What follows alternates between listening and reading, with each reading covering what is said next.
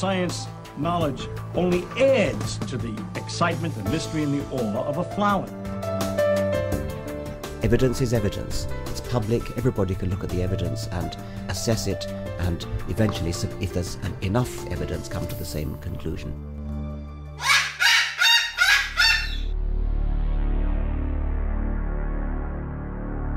Cockatoos with attitude. Cockatude. Hi, and welcome to Cockatude, Cockatoos with Attitude. Episode 19. What's different about the hollow bone set? Parrot bodies that can last for over 80 years. Is that you, Cecil? Is that you, Bob? Is that you, Bob? You got enough wood down there, Bob? Hmm? Would you like something else to chew on, sweetie? Here. There's a big piece of wood on there if you want it, sweetheart. There you go. So, we're mammals, they're avians, and they're the descendants of dinosaurs, which we, of course, are not. There's a lot of differences. I mean, obviously, they have beaks, they have nails, they have claws instead of nails. They have 4 toes instead of 5. There's a lot of differences there, but some of the differences aren't so obvious. For example, they don't have a diaphragm, so they don't breathe the way we do. And if you were to hold a bird tightly, they cannot inhale. They don't have a diaphragm to pull the air in. So that's important to note. They have a unique air system in that air goes in, circulates all the way through and comes out. We have, hello Roman, we have residual air inside our lungs. They don't. The air comes in, circulates, and comes out. So their lungs are built quite differently. They have reserves inside too. They have air sacs, and these air sacs help to make them lighter.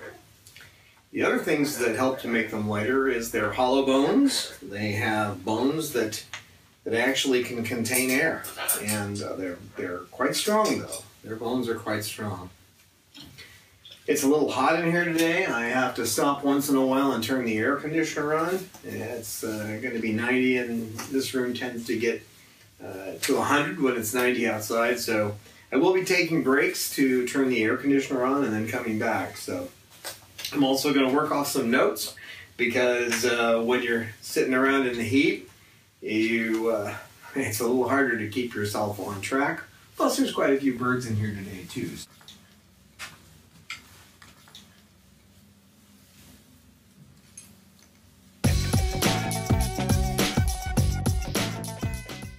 They have a high metabolic rate, and this is an important thing to take note of, because if a bird becomes sick, their metabolic rate being what it is, they need a lot of oxygen in there to keep it going. So a sick bird will quite often need to be put into an environment where there's extra oxygen for them to breathe, to make sure that they can get through their illness. So if you have a bird that's ill, it's important to take them. You must take them to the vet. But if the vet suggests that they be put under care because of their condition, then you should do that, because you got to be able to breathe, and they need the oxygen in the air when they're breathing. So I love you too, Roman bird.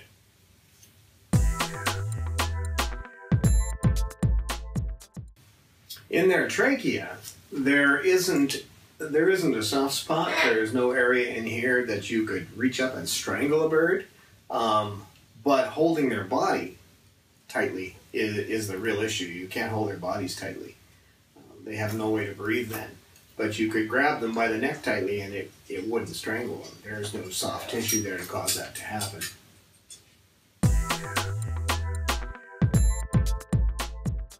Now they have an area where they store their food up here that's called the crop.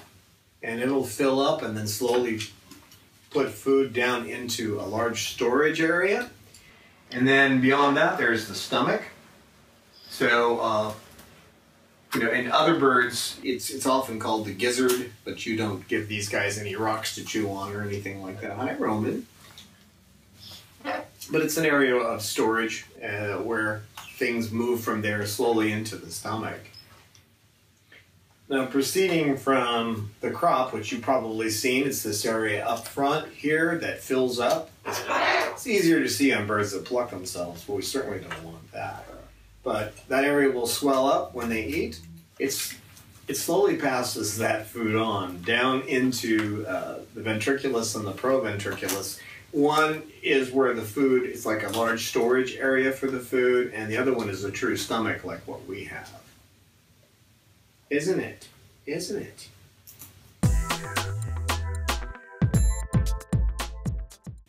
And they differ from us in that they actually pass their urine, urea, and feces all at the same time through a single opening in their body.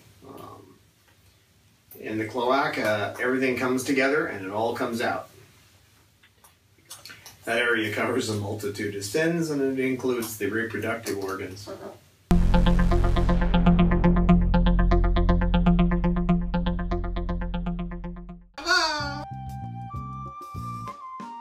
If you are enjoying our videos, we hope that you can find it in your heart to support our work. It costs between $25,000 to $30,000 a year to care for our flock of heartbroken and abused birds. Most of our birds came with feather destructive disorder. Even a basic exam with blood work costs $300. Medical emergencies cost us thousands a year. We are a non-profit, and donations are tax-deductible to the full extent of the law. We need your support. Birds deserve a happy and healthy life. Become our patron at www.patreon.com/Chloe Sanctuary to support us on a per-video basis, or donate at our webpage today.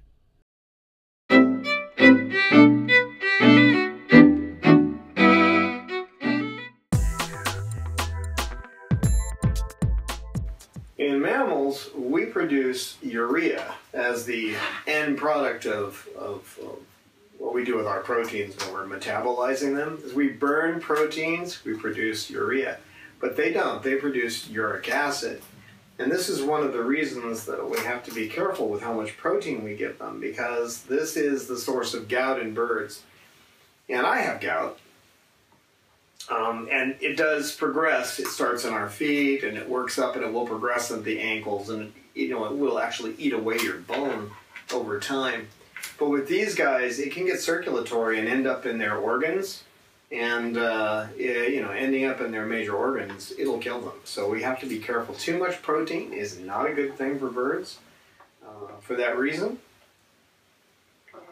So keeping in mind that they produce uric acid, not urea like we do. And this gout is a real danger. I'm not sure if they have a medicine for that. I don't know if they can take the things that we take.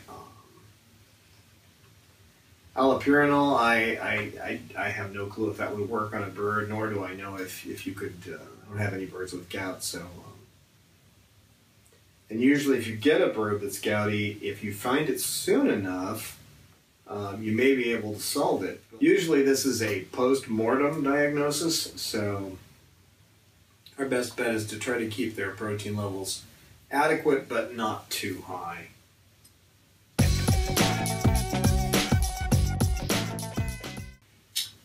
They have a thing called a renal shunt, where the blood in the gastrointestinal tract can pass directly through the kidneys without passing through the liver. And if this starts to happen and they're sick, if you see them drinking a lot of water and they've got watery stools, then it may be a severe problem, and you should make sure you get your birds to the vet right away.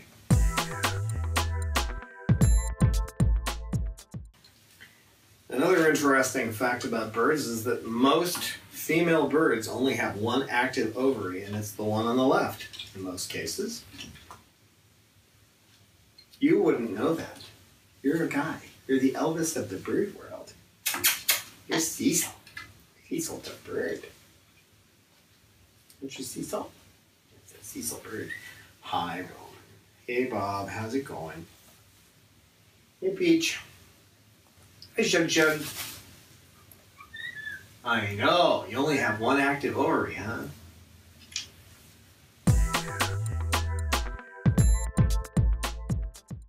What's also interesting about female birds is they have the ability to store calcium in their hollow long bones. And you don't need my pen. Nope. They have the ability to store calcium in their long bones when they're getting ready to lay eggs. So they have an area to draw from. Unlike with humans that you have to go down and get calcium supplements. And from what we've heard too with the litigation going on by the Attorney General in New York, you go down to buy a supplement like that, you're not sure what's in the container either. But with these guys, they store it up. That doesn't mean, of course, that we shouldn't add things to their diet to try to increase calcium if we know they're egg laying. We should.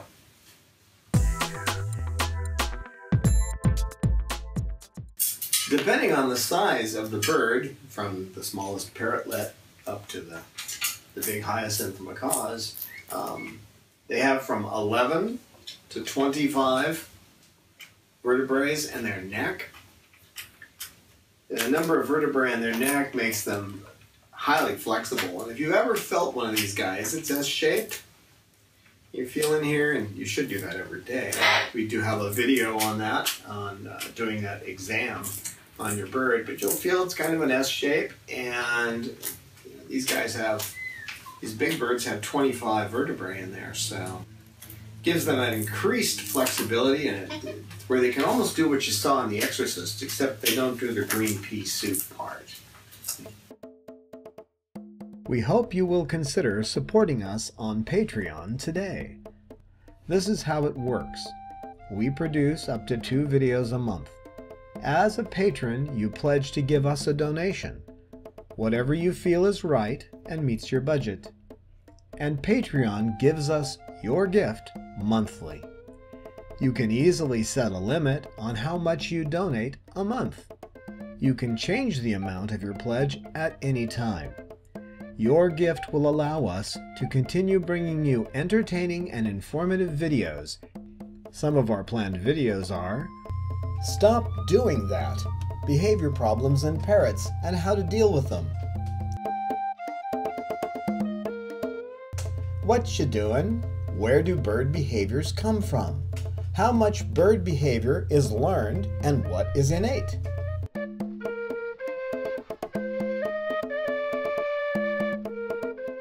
Making toys. Parrots need enrichment. Don't let their enrichment send you to the poorhouse.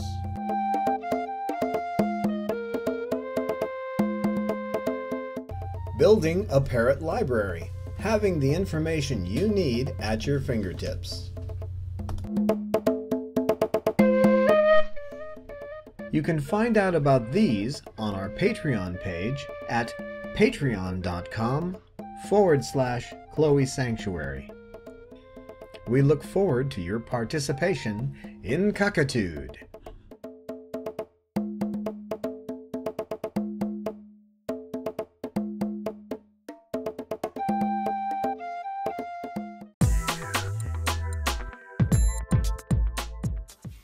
Their ability to fly is quite amazing.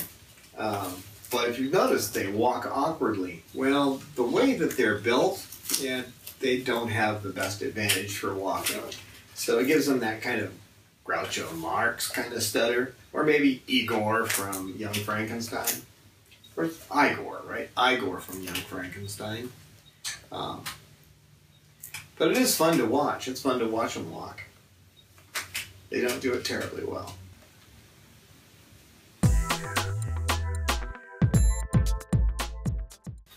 I was reading a few months ago, and I don't have the reference right here, so this is going to be anecdotal until I look it up again. But the biologist was talking about how birds developed and why having just a few feathers could be an advantage.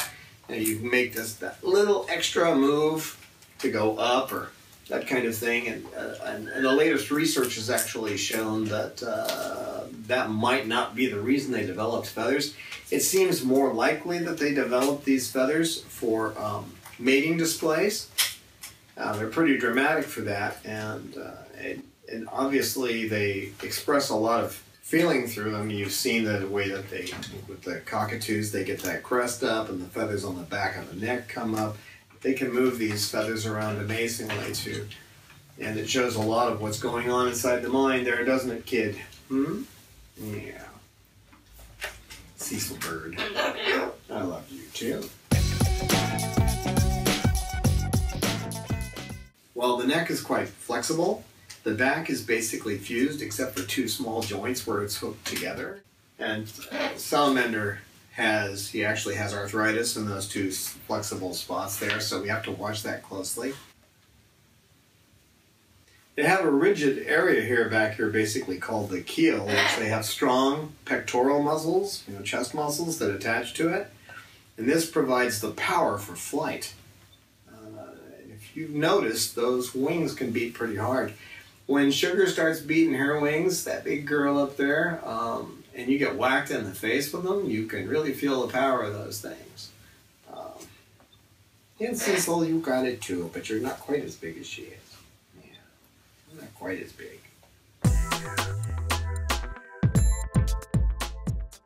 And they have the ability to talk.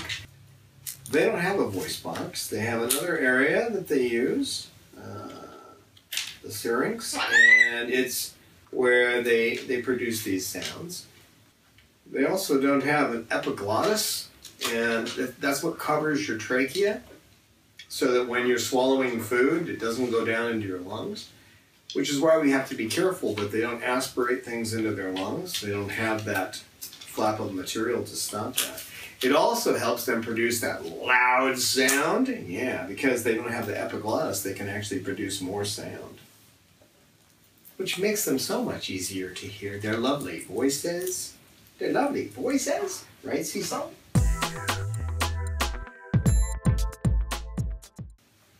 Their beaks are pretty amazing. They have a clipped or hyphenate beak, this guy right here does. Allows them to move their upper and lower parts of their beak independently. Gives them a great amount of power too, doesn't it? Yeah, a lot of strength in that crush. Yes. We can crush a Brazil nut or pop open a walnut like there's nothing to it, right? They basically have a double hinge in here that gives them a lot more power in their beak than we have in our mouths. They can also move the beaks forward, which allows them to, gives them the ability to move their beaks in all these directions. Their beaks can go this way, their beaks can go that way, and gives them a great amount of power and flexibility. One of the great advantages they have over us, although I did see some research recently that in some finds they found early birds that had teeth. So it's quite possible that these guys started with teeth and lost them in favor of a beak. It makes sense because the beak lasts a lot longer. There's no gum disease.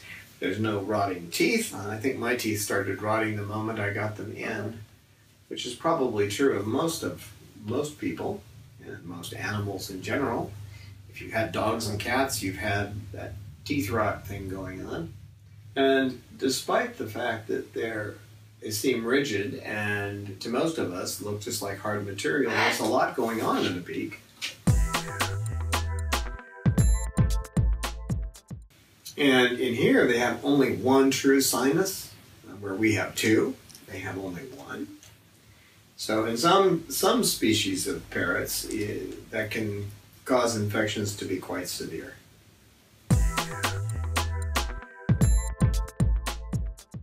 Their feathers are pretty amazing too. There are a lot of different kinds. There's the ones that cover, the coverts, and they have their flight feathers and their semi-plumes and their down feathers, and they're used for a lot of things. Not only are they used for flight, but they're also used for keeping the body warm or cooling the body, depending on the circumstances. So they act as protection from cold and rain and weather in general. They help to protect the eyes, and they produce a powder down. And that powder actually helps to protect their bodies. And you can even see it on their beaks. There's a dark spot where Cecil was eating this morning, but the rest of it's white, and that's actually from powder down. I have no idea what that's like. It's everywhere. This morning I was reaching for my reading glasses and I pulled them out and they were just covered with white. And it was just, I had just set them on a piece of paper that had been there maybe a day or two. And I pulled them up and my glasses are just covered with a big white spot across here. The powder down, if you were to look at it under a microscope, you'll see that it has little hooks. So that's why when you go to wipe it off something, it doesn't tend to come right off. Usually you have to put something on there. It's a good reason to keep HEPA filters running in your house, just to keep, especially if you have cockatoos. Because otherwise that gets into your lungs. And some people can get that out better than others. Some people it doesn't, and they get bird keeper's lungs. So keep in mind that that little powder isn't just powder, it's like a hook, and that's why it sticks to things.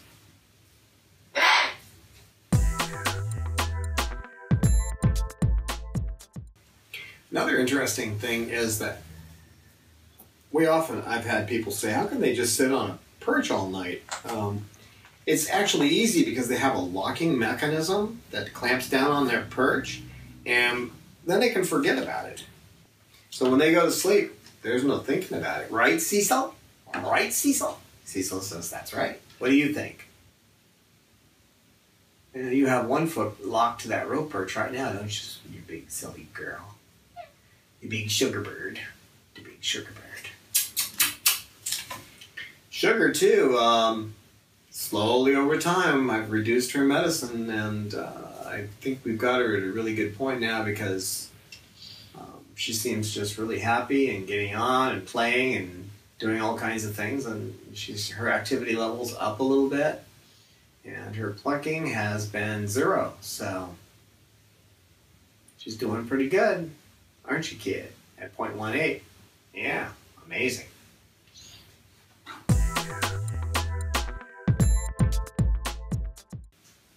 They have the ability to heal their bones. Their bones heal much better than ours do. They form a fibrous callus over the bone quickly after an injury, so they can heal pretty fast on their own. It's especially prominent in young birds, but older birds have that ability too. It just doesn't happen quite as fast. I'm not sure what the factor is compared to us, but they do heal their bones much faster than we do.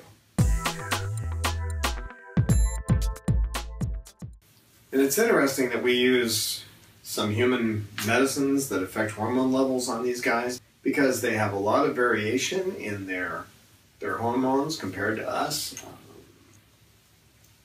It's too extensive to go over in this video, but there's a lot of variation in their hormones that are different than us. So,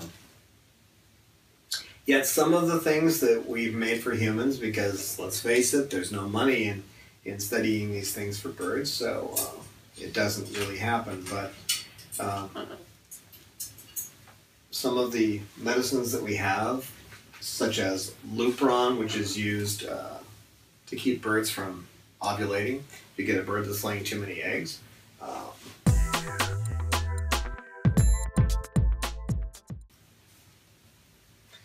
And they have the ability to lay eggs whether or not they're fertile, which in captivity may be a bit of a problem.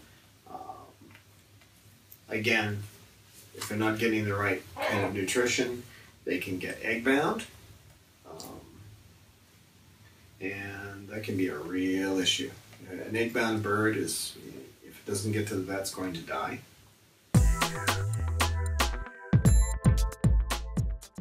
If you had parents that, especially mothers that, back in the day when I was a kid, back when the dinosaurs were still roaming the earth, my mother would talk about getting blood poisoning, where you'd see a red line going up your arm. That's actually an infection in your lymphatic system. They have a extremely limited lymphatic system, and they don't have any lymph nodes, no areas where there's big junctures of lymph. So they don't have any of that going on.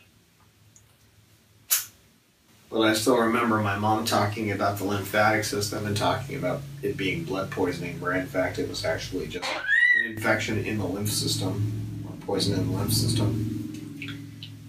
Right, Roman?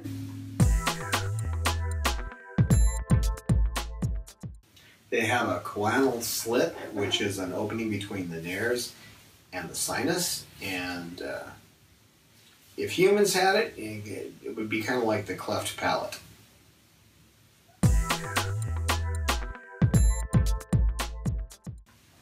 Another thing they have that we don't have, Roman, you want to show them? They have scales on their feet. We don't. We don't have scales. Kind of looks like it belongs on a lizard, doesn't it? Yeah, kind of.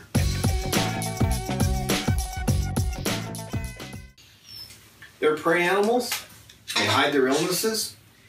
If you noticed especially if you talk to someone my age, 60s or 70s or 80s, they'll always be talking about their illnesses. I have my gout, and we won't go through everything else. But humans are always talking about what's wrong. Oh, I have an ache here. I feel like this. I've been sick. These guys wouldn't say a word to anyone. They would be quiet, and if they had a terrible stomach ache, they'd be standing there going, trying to look like they're fine. This is a typical prey animal stance, and it's the kind of thing that's important to note. That's why we weigh them. That's why we check their poop daily, because they're going to hide illness, and that's typical of any prey animal. If you're the slowest gazelle with a lame leg, that predator's probably going to take you down. Yeah.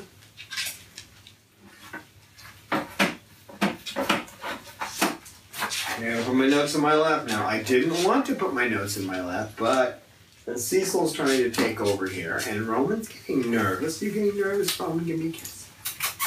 That's a kiss. I don't actually kiss their beaks, but I get close and say, give me a kiss. You're not going to eat my notes. You're not, okay?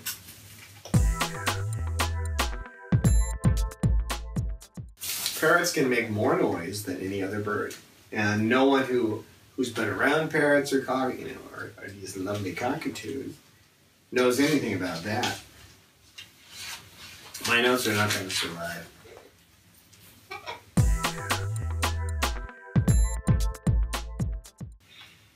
Oh, the outermost portion of a beak is hard and insensitive, but just under the surface is an area with blood vessels, and there's sensitive nerve endings down there.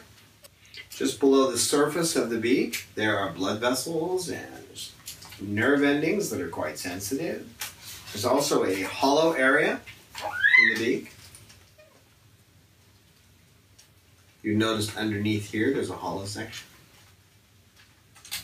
And the beak tends to grow right here from the areas that produce the beak, or right here along the series. And if that becomes damaged, there's really no way to fix that. So this is an area where you want to be careful. Recently, Lorelei just had a cut here on the side.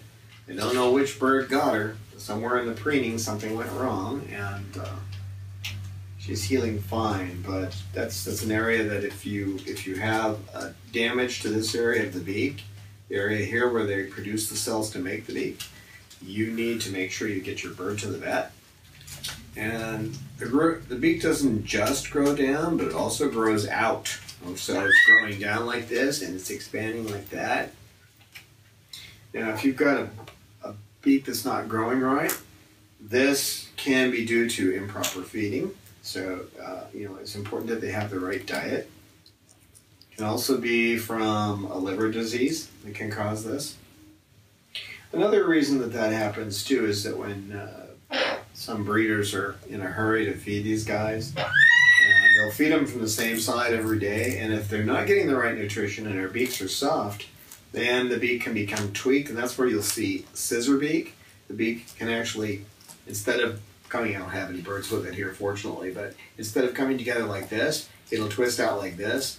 And the only solution that I know of for that situation is to have the beak trimmed.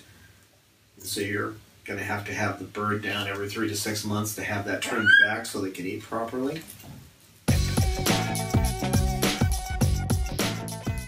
As with most problems with birds in captivity, it's nutrition and exercise that are the two keys that lead to these fatalities in birds, and abnormalities. So getting them proper exercise, flight is the best exercise. I don't think anybody's going to doubt that. Recent research done by biologists basically show that about 10% of their metabolic rate is used in average daily moving around. When they fly, they use 100%. So that's the only time they get to that. It's only real solid exercise they get is from flying.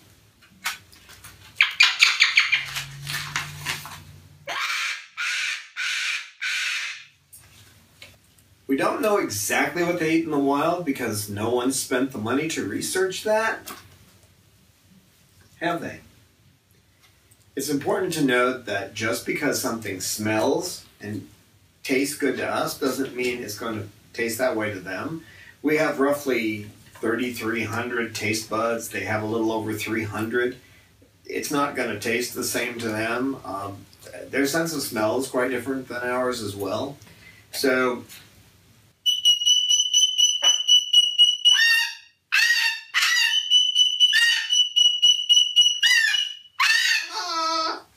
what's important is that the right nutrition is in the food. We like Harrison's and Rowdy Bush. Those are the two pellets that we would feed our birds.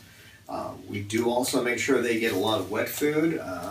Specifically, squash in their diet's a good thing. They need some extra fiber to help everything move through. You don't want that colon to start slowing down, because if the motion of the colon reduces, then they're going to have to start pushing with their gut, and if they start pushing with their gut, then they're eventually going to get a prolapse, and you don't want them to go there. So they need some kind of wetness in their diet. So we get that primarily from vegetables, and specifically squash, and you can see that in our video on Bob's Mash.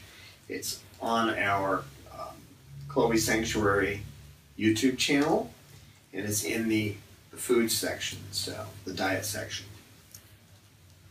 Right? Right. It's important to note that because of their different respiration, if you see their tail bobbing when they're breathing, there's a problem. Okay? They need to go to the vet. And this tail bobbing can be caused by an infection or some kind of mass in their abdomen. So it may not be that they're literally having a problem with their respiratory system, but rather it's something else complicating it. But whatever it is, it needs to be seen by a vet right away to keep your loved one happy and healthy. Yeah.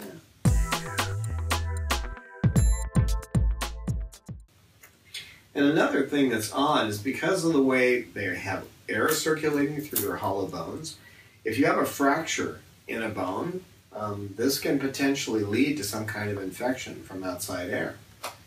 Because they're actually getting, you're cracking into their actual air system, the respiratory system when you fracture a bone. So it's important to check with your vet if you have a fracture of any kind. I mean, obviously you would go to the vet on a fracture anyway, but you can see one of the other reasons that's important to do it, because there could be a systemic infection that happens from that as well. Another important point is if a bird is exhibiting what appears to be diarrhea, It may not be diarrhea. True diarrhea in a bird is not a whole bunch of extra urine. What it is when you look and you see the feces are not coming out in strings. Instead, they're broken and they're kind of a mash and they kind of blend into everything else. That would be diarrhea. When you see a whole bunch of extra urine, that could be diabetes or some other systemic problem. So again, you need to see your vet right away in that situation.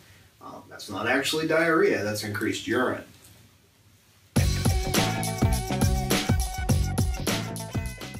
It's also important in these situations not to fall prey to the idea that you can use some homeopathic or some over-the-counter remedy. That's not going to work.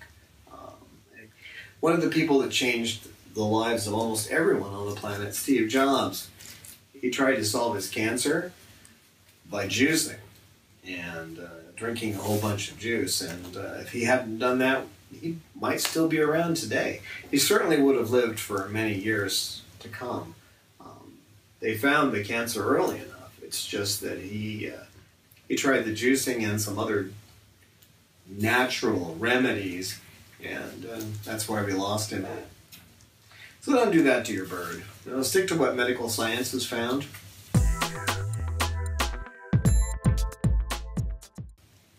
Oh, and something else I failed to mention. When talking about their taste buds, there was one lady who out on Facebook was saying, well, I'm not going to give my birds these pellets. They taste terrible. I wouldn't eat them.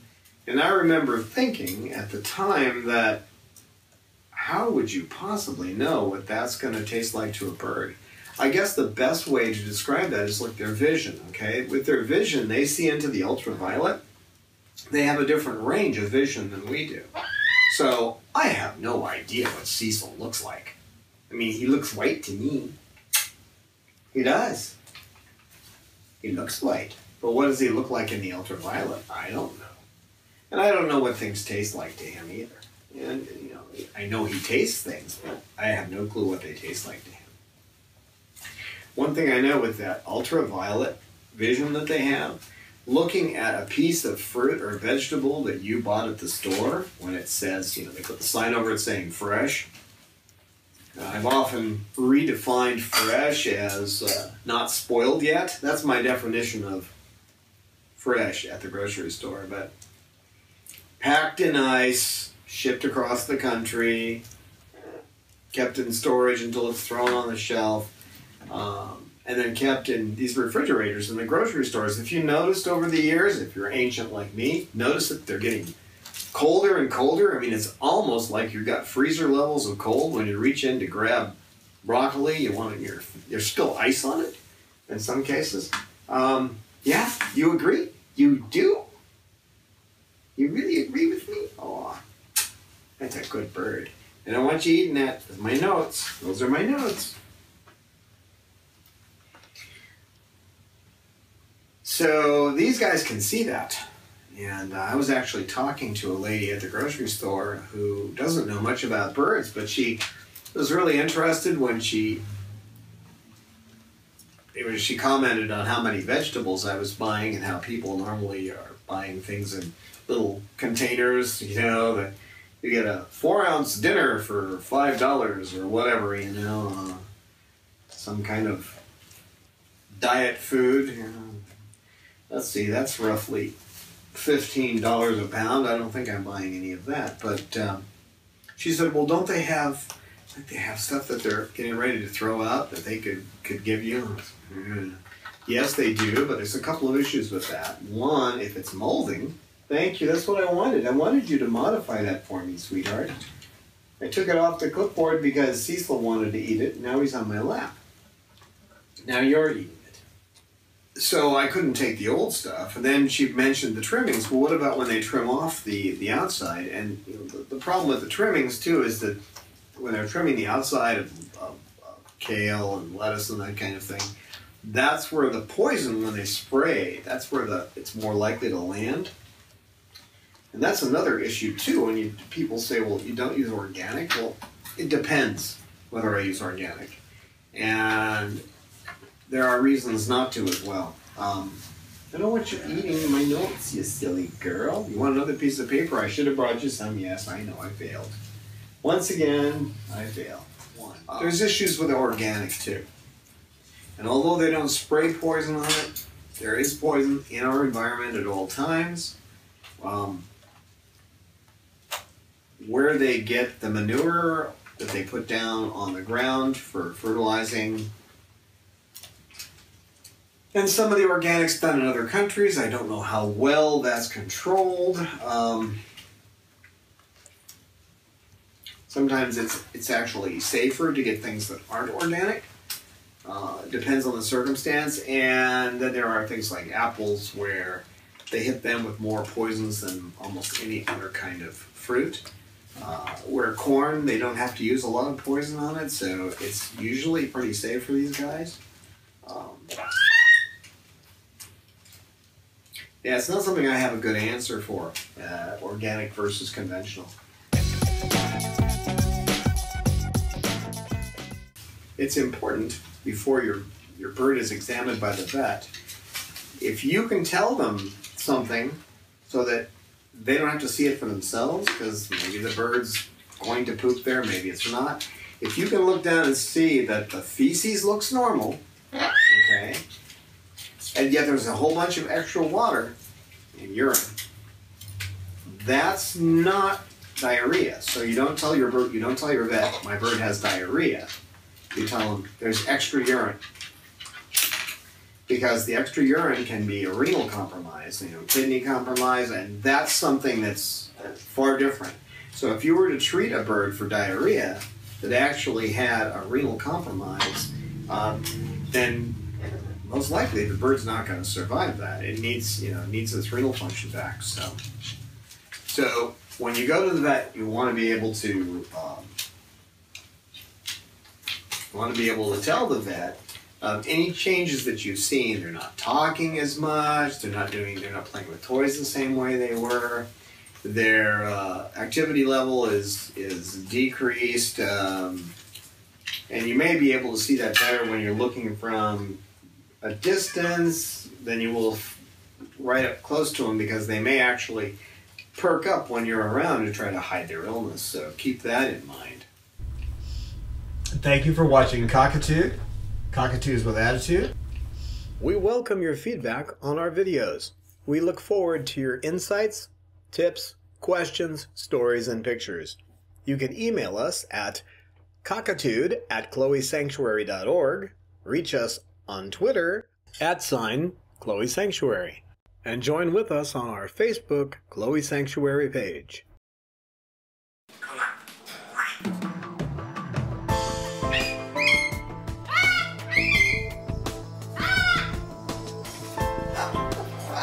Science knowledge only adds to the excitement, the mystery, and the awe of a flower.